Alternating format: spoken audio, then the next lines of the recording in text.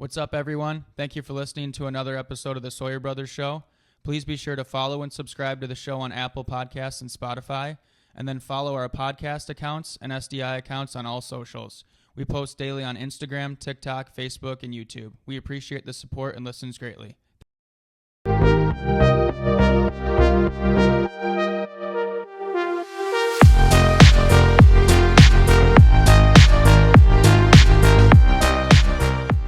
Well, the 2024 Stanley Cup Final is officially complete, and it is time for the 2024 NHL offseason to begin. So, the Stanley Cup is done, and after losing in the finals last year and losing a 3-0 series lead, the Florida Panthers are now Stanley Cup champions. The last few nights, obviously, it's been great to hear some stories, hear some more in-depth interviews with some of the players from both sides. It was a very interesting series. Obviously, Florida going up 3-0 to then lose it, and then I actually ended up coming back and winning Game 7. Andy, what are your thoughts on the Stanley Cup and how it ended up playing out? Yeah, I thought it was really entertaining finish. Obviously, after Game 3, I think a lot of people were hoping that there'd be a comeback from Edmonton. I don't think, and many people thought they'd force a Game 7, but going from winning at least one game, winning Game 4, I think a lot of people would have thought that was possible. I mean, Edmonton was in the Cup final for a reason. They're a great team, but I didn't necessarily expect them to go all the way back to 7. But when they win Game 5, then you got momentum. Win Game 6, or they win Game 4, they get momentum. They win Game 5, momentum even more. And then by the time it was like when they went back to Edmonton for 6, it was like it had switched for everyone. And then going into 7, I don't know. I mean, I think that one was a coin toss. I think you had people on both sides that were really confident on both teams. But overall, I thought it was really good series and a really exciting finish. And I know we'll get into some of the details, but I think McDavid and the Oilers will be back at some point. So first, let's touch on the Florida Panthers.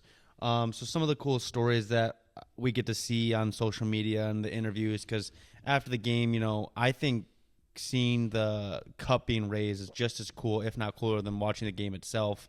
Just seeing all the emotion, see all these guys lift the cup of what everyone's hockey players dreamed of since they were a little kid. But just a couple cool stories I want to talk about.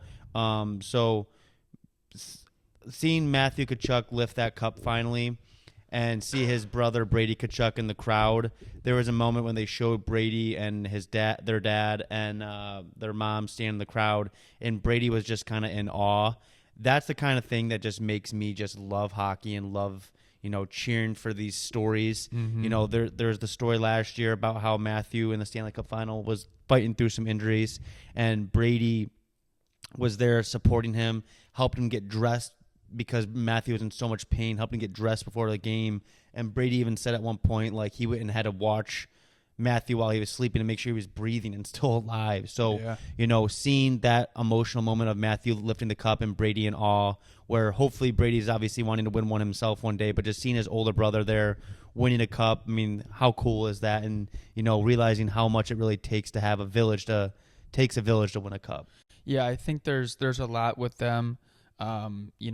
First of all, their dad, Keith, obviously played in the NHL. He never won a cup, so he's the first Tkachuk to win a cup.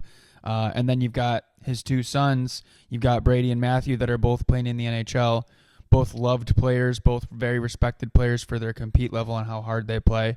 And you've got the one brother, Matthew, who goes to the cup final last year, like you said, and his brother, who is on Ottawa, experiencing a totally different part of his NHL career. He's not playing on a team that even made the playoffs, and he's there supporting his brother.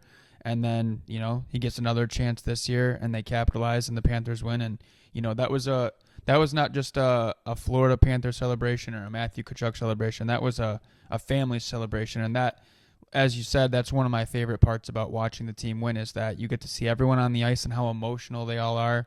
And, whether it's the player themselves, their parents, their siblings, like in this example, their wives, their kids. There was this picture I saw of Tarasenko, who obviously that's his second cup this year. His first cup was back in 19? Yeah, 19 with the St. Blues, Louis. and at the time of the 19 cup, he had a son who was probably, by the pictures, probably like 8 or something, 7, 8 years old, and then he had 2 younger ones. It looked like one was probably like 2 or like a young kid, and then like an infant who was sitting in the cup like as a baby. Right. And now, 6 years have passed, and you have a teenage boy. You've got like probably like an 8, 10-year-old boy, and you've got like a 6-year-old kid. So, seeing them and with him and his wife, and it's like these are family celebrations that they're all experiencing. No, I mean, these are lifelong just memories, like you said, that they're making. And, a lot of credit to Florida and Paul Maurice. Just so happy for him, and just hearing his interviews after the game were so cool. But just to touch on Florida, and their run the last 2 years, looking back on the trade that kind of changed it all. Don't get me wrong, Ekblad and Barkov have been there for years and have led this team to be a successful program and a franchise for the last few years. But how awesome is it looking back on this trade of trading Jonathan Huberdeau for Matthew Tkachuk? I mean, is that the ballsiest trade of all time that has actually paid off? It's got to be up there.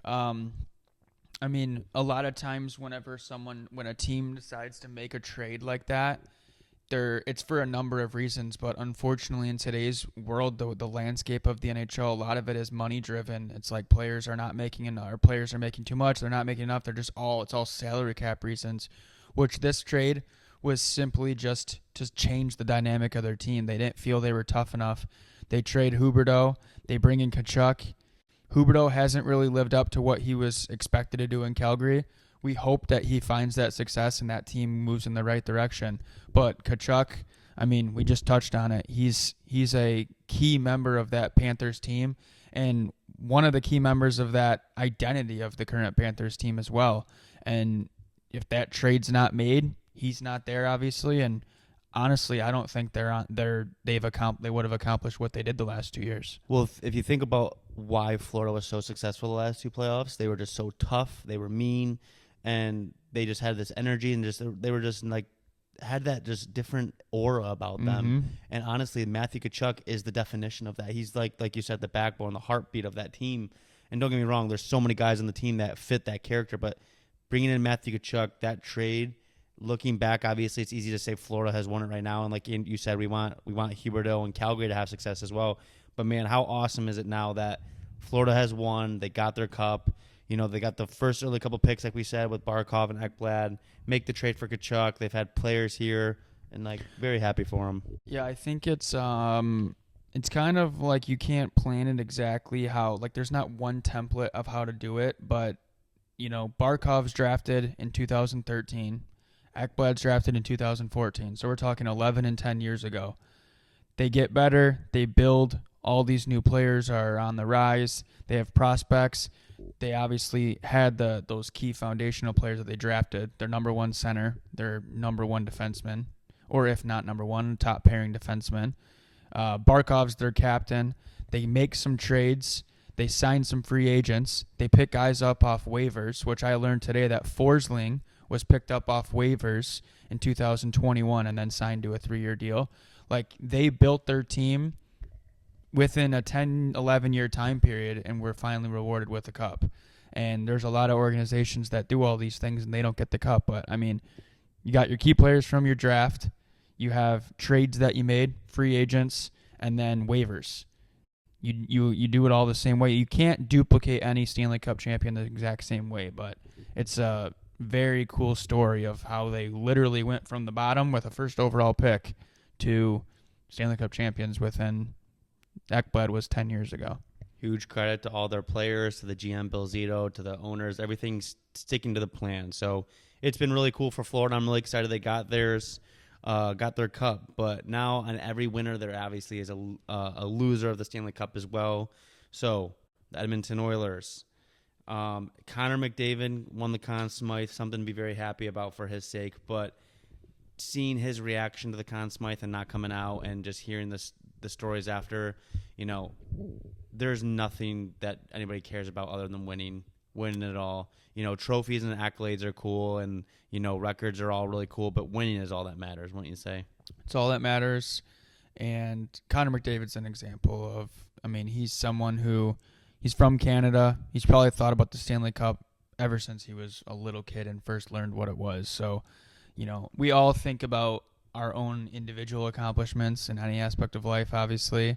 That's natural. But anyone that plays hockey or has been involved with a team sport, you know that you're normally thinking about the championship more than anything else. And if you're only thinking about the individual stuff, you're probably not on a team that is going to have any success, because you need to be thinking about the cup only. And McDavid, like you said, didn't come out. I didn't expect him to come out, but no, I'm sure he's going to sit there and he's going to reflect and be proud of the fact that he won the Conn Smythe.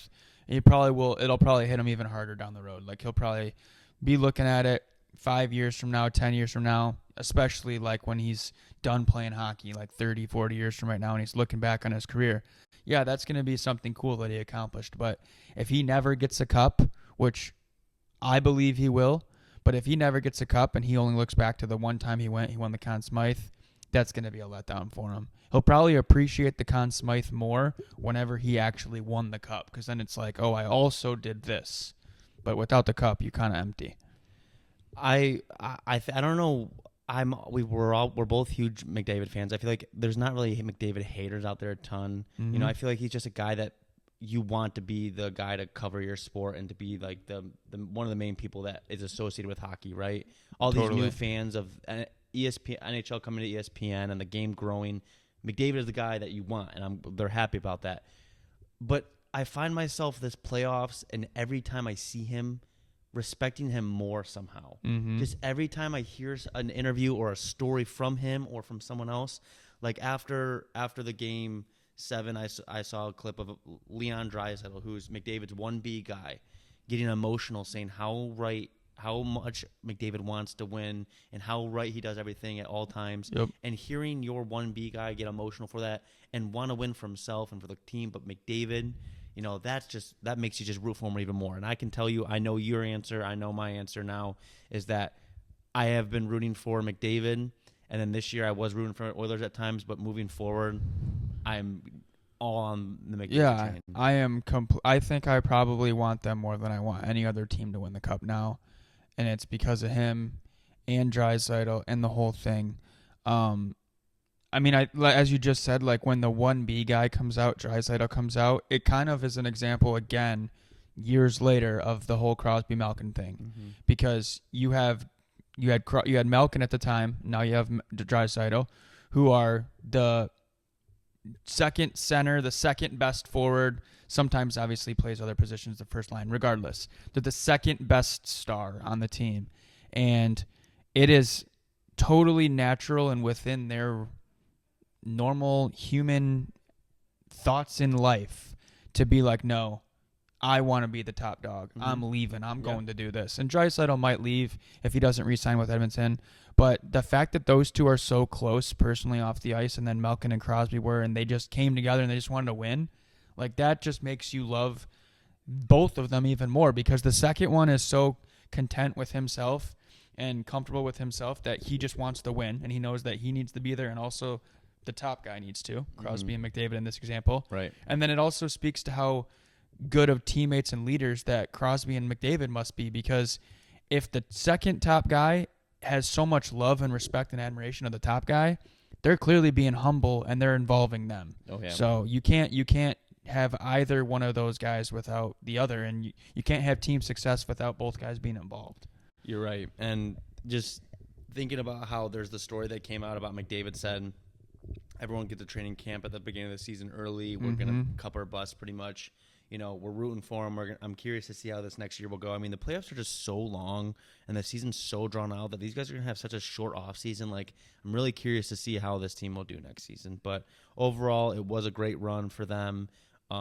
They surprised me. I didn't think they were going to get past Dallas. They did that. I didn't think they were going to put up a fight against Florida, and they did that. So I will put my hand up and say that I was very wrong about the Oilers, and I'm rooting for them moving forward. Yeah, I'm rooting for them too. And one other thing I want to touch on for the finals, Barkov, first Finnish captain to ever raise the cup, super cool. 16 years ago it was, Nick Lidstrom became the first European captain to raise the cup. He was representing Sweden obviously at the time. Now years later, I think Barkov was the fifth, But first finish of all time, 5th European of all time to raise the cup as the captain.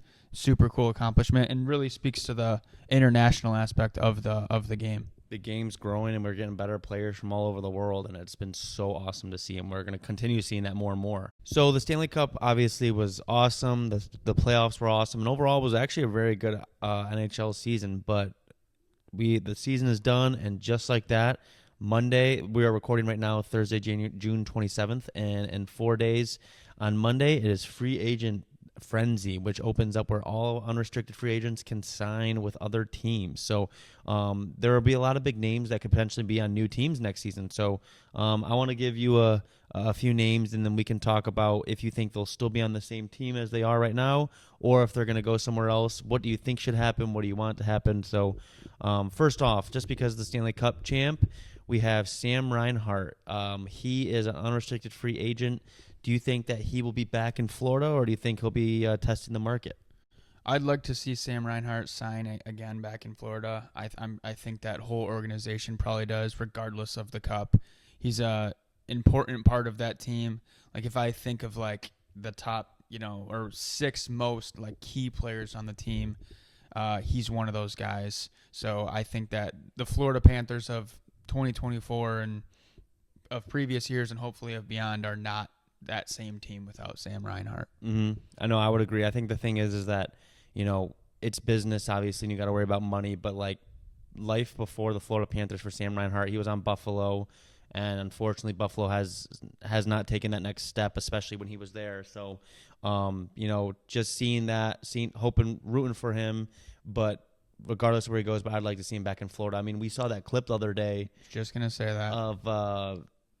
We saw a clip of Sam Reinhart after getting traded from Buffalo, and he called back the GM of the Buffalo Sabres the next day, and pretty much just apologized for not being able to get it done for Buffalo, and showed a lot of respect to the GM. And, it's hard. I can't imagine for GMs how hard it is to have to trade guys and move people and change their lives. So I'm sure it takes a lot of pressure on them, and for Sam Reinhart to call him back and show him that love and respect, and appreciation for the opportunity. It's got to be so amazing for a GM. So that clip right there is like, I know me and you are the same way, the instant Sam Reinhart fan for life now.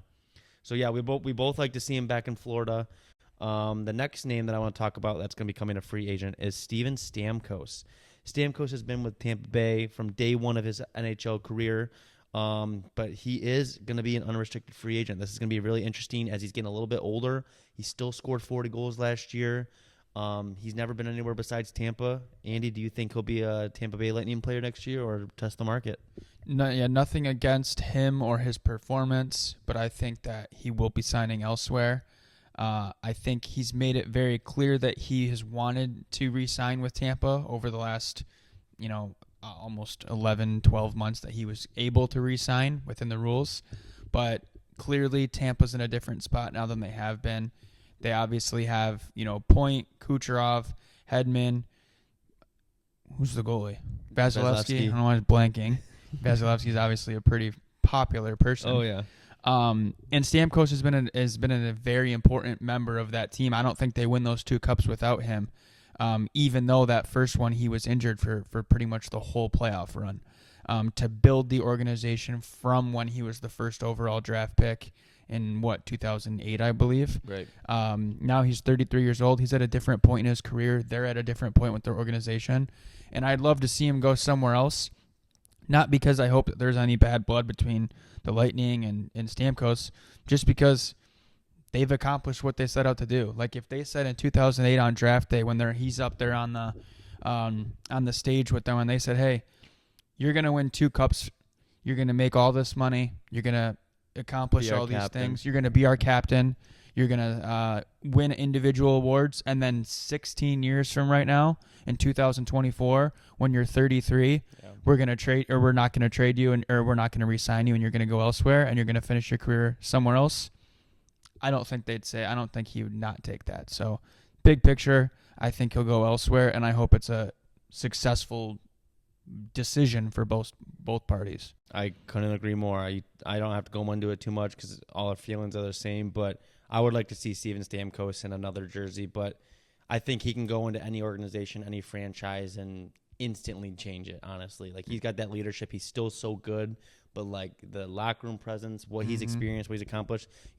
He's the kind of player that, as silly as it sounds, he's almost underrated for the last 16 years because he's surrounded by such good players, too, that may get some of the spotlight as well.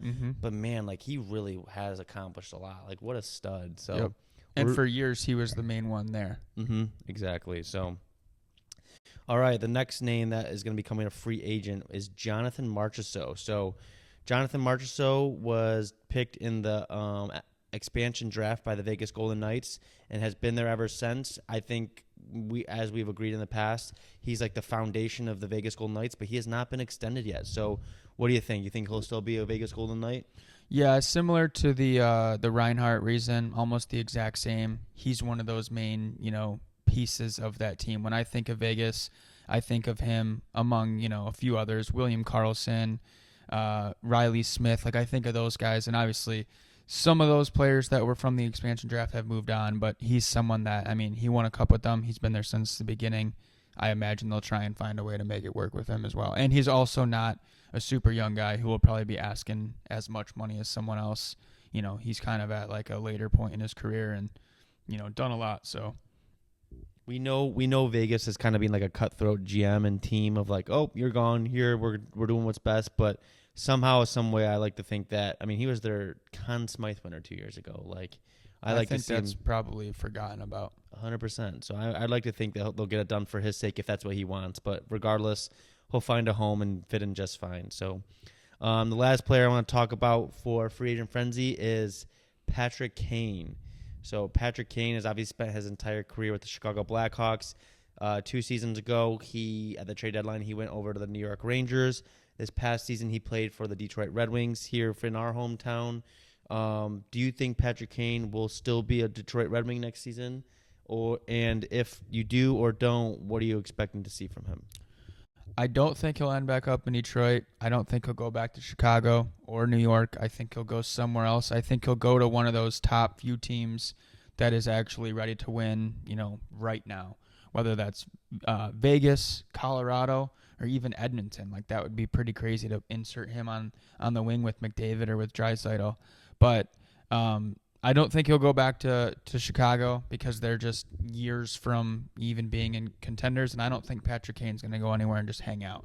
Maybe he goes there years down the road whenever he's just like fully retiring, but I think he still wants to win, and because of that, I don't think he'll go to Detroit because although Detroit wants him, and I think that he was great for Detroit. I know you said that earlier when we were talking about this, that, he did a lot for the Red Wings organization and for the fans. Like, he was, like, when he signed with Detroit, like, everyone that we grew up with, it was all over social media. That was awesome. He's so popular already, but, like, he was, like, one of the stars of our whole childhood. So to see him inserted into the Wings lineup was super cool. But I don't think that the Wings are ready to win the Cup yet. I think they're going to make progress, and their expectations need to be higher this year. But I think he's going to go somewhere where it's like, a cup is next year, or it's a failure of a season type thing. Yeah, I think if he does not sign back with Detroit, which I'm leaning towards expecting he won't, I don't think there should be any negativity from either side. I think what he did for Detroit, like you said, has been awesome. He kind of gave some new life to Detroit and Detroit fans, and the Red Wings, the team itself is going to be given the city enough to cheer for here in the next couple of years, and they already have. But just seeing Kane come in and have some extra storylines and have some life and show that people like him are willing to sign in Detroit, I think it was huge for the city. And, even if he doesn't sign back in Detroit, even before he even came to Detroit, I think he's one of the best American-born players of all time. Completely. So, nothing but good things to say about Patrick Kane. And he's loved. If you're a kid right now, you probably don't know this, but, he was one of the staple model players for the Nike Bauer brand. And you probably like, oh, Nike Bauer was a thing? Like, Nike Bauer was a thing. We had Nike Bauer 195 stick when I was in middle school, and then it went back to just Bauer. But, he was that guy. He was Vapor, Nike Bauer, sick hands, the white tape with the black marks all over it from the puck. He was so cool. He had the really mullet. Cool. He had the mullet. He won the Cups. He scored the game-winning goal. Great style. Yeah, he's just he's just a cool player. And he's still making it work. So Yeah. What a stud. All right, we're going to play a game called Volume Control. So I'm going to give us a statement, and we both have to decide how confident we would be in making the statement to a group of hockey fans. So the more confident we are in the statement and saying it, the louder we're going to be. The less confident we are, the more we're going to be quiet or want to keep it to ourselves. So the first statement, I am confident that one of the Florida Panthers or Edmonton Oilers will make it to at least the conference finals next year. How loud or quiet are you going to say this statement? I would go up on that Stanley Cup celebration parade stage and scream it into the microphone. I don't know if Florida will necessarily be getting it back to it or if Edmonton will, but I would be confident that one of the two of them would get back to the conference final. If it was both of them, that'd be a different story, and if it was one of them getting to the cup final, it'd be different. But because it's conference final, I'm comfortable with saying that in front of everyone. Man, I want to be at that point because I do like both teams, but I think I might be whispering this statement to a group of fans, hoping that not everyone hears me. The only reason for it is because there are so many good teams out there, and only 2 teams make it to the Western Conference Final and 2 make it to the East. So I wouldn't be super confident making this statement and arguing it because I could see a lot of people coming back at me if a group of hockey fans were there and telling me, no, you're wrong. So I'm not super confident with that one. But all right, the next statement. How confident would you be in saying, I believe that Leon Draisaitl will be an Edmonton Oiler 3 seasons from now? Ooh. 3 seasons. So Leon Draisaitl has 1 year left up on his deal, and then he will be a free agent. There's a lot of speculation if he's going to re-sign, if he's going to be traded, if he's just going to play out this last year. So from 3 years from now, you think Leon Draisaitl will be an Edmonton Oiler? I would say I'm sitting in a full rink with a game going on. Everyone's really focused, and I say it just kind of quietly to the person next to me so that other people around us don't hear it. And they're not even listening. Yeah, and I'm 3 years from right now, I'm just not confident. I just think a lot can happen within the next year. Obviously, you said earlier about how close McDavid and Draisaitl are personally off the ice and how well they work together as teammates, it seems like, and as leadership of Edmonton. I just think a lot can happen within the next year. I do think that they'll run it back and they'll try and, go on a revenge tour and win the cup this upcoming season. But I don't think 3 years from right now they'll necessarily be there. Yeah, I think for me, I'll probably say this one in the voice I'm talking about right now at a party. Mm-hmm.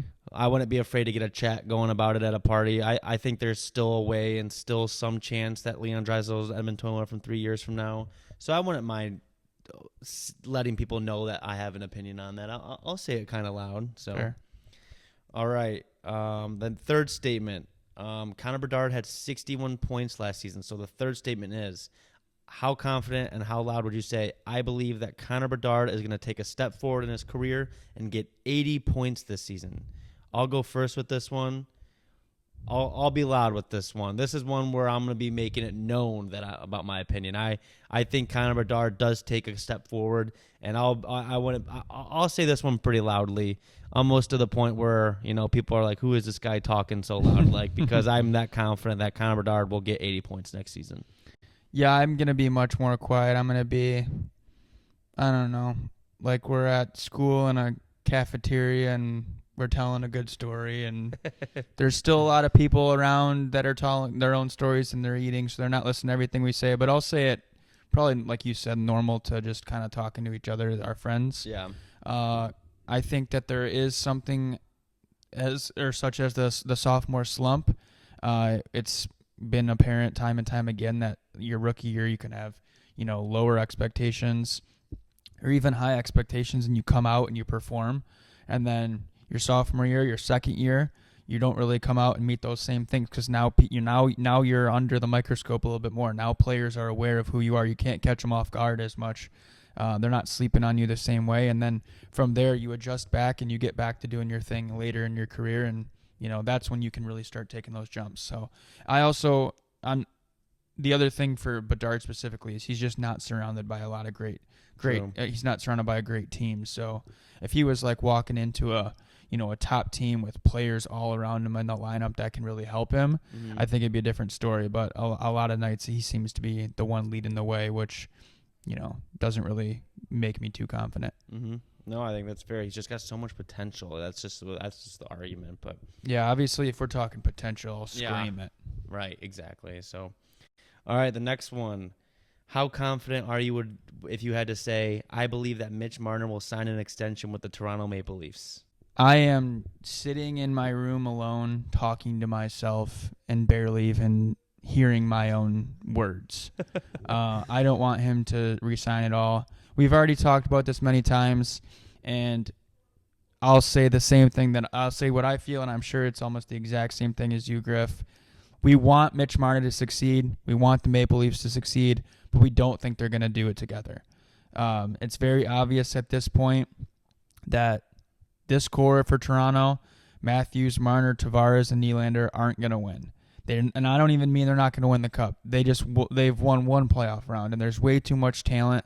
It doesn't all just come down to those four, but with the way their salaries are structured, it does. It's a big part of it. So I think, Matthews isn't going anywhere. Nylander's not going anywhere.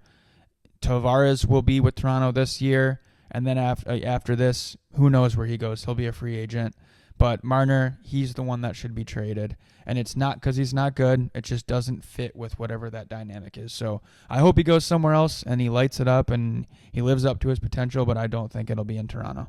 My confidence I have in saying that statement is I would say this in a foreign language to someone, who does not speak a foreign language, because I have zero confidence in it. So I don't want them to have to understand what I'm even saying to be like, oh, okay, yeah. So I do not think Mitch Marner will be signing an extension. All right, we got a few more of these. So how confident would you be in saying, I believe the Detroit Red Wings should be expected to make the playoffs next season?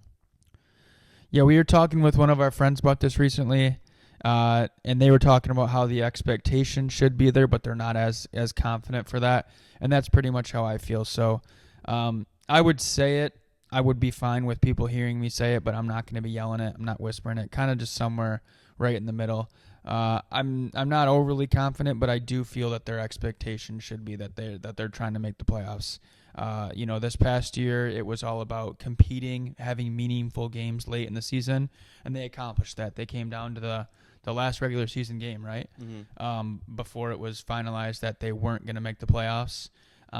But this year, I think it needs to be this needs to be a step for them. They need to make the playoffs and even compete in that first round. I don't think if they make the playoffs and get swept or even lose in 5, even if they lose in 7, I don't know if that's an accomplishment in their eyes. I think they need to have expectations to make the playoffs, win a round, be someone that messes things up for other teams.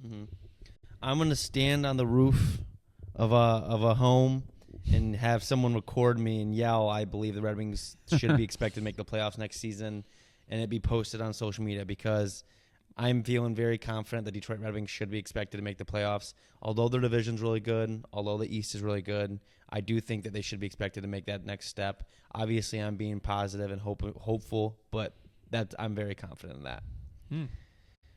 So 2 more of these. So next February, we will have the Four Nations Cup, where USA, Canada, Sweden, and Finland will be playing in a tournament. Each team we will get to see play in a round-robin game, and then obviously the finals. So how confident and how loud would you be willing to say, I believe that the championship game will be USA versus Canada? Yeah, I would yell that loud. I would yell that with a microphone. I'd yell that. I want everyone to hear me. But that's not because Finland and Sweden aren't good. It's just because the rosters that this Canadian team and American team could have it's unbelievable. If they treat this tournament as, not just like a phony like international tournament, if they treat it like it's, a real international thing, it'll be awesome to see.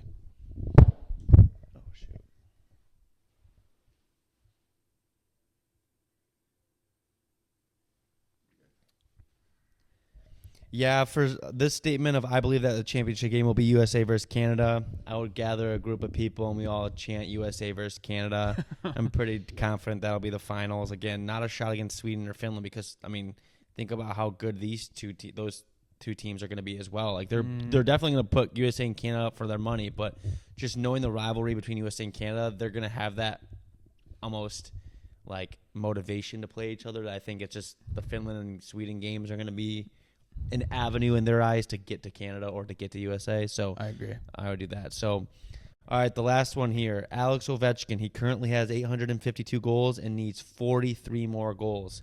How confident would you be in saying, I believe Alex Ovechkin is beating the goal record sometime in the next 2 seasons?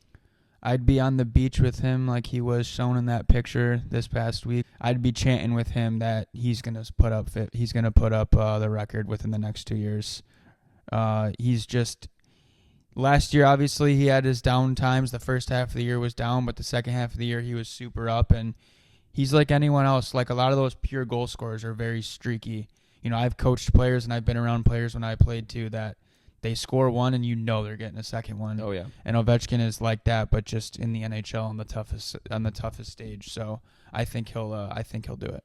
Sometime in the next 2 seasons, I'll take a megaphone and make sure everyone hears me and be annoying and loud. And I'm very confident that this will happen. So we're rooting for it. But during this time, it was awesome to enjoy the Stanley Cup, enjoy the NHL season.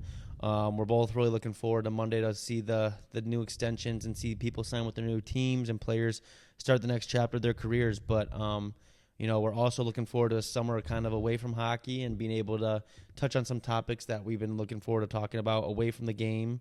So we'll be getting into those soon. We have a couple interviews coming up. So we really appreciate you guys listening and look forward to more episodes in the future.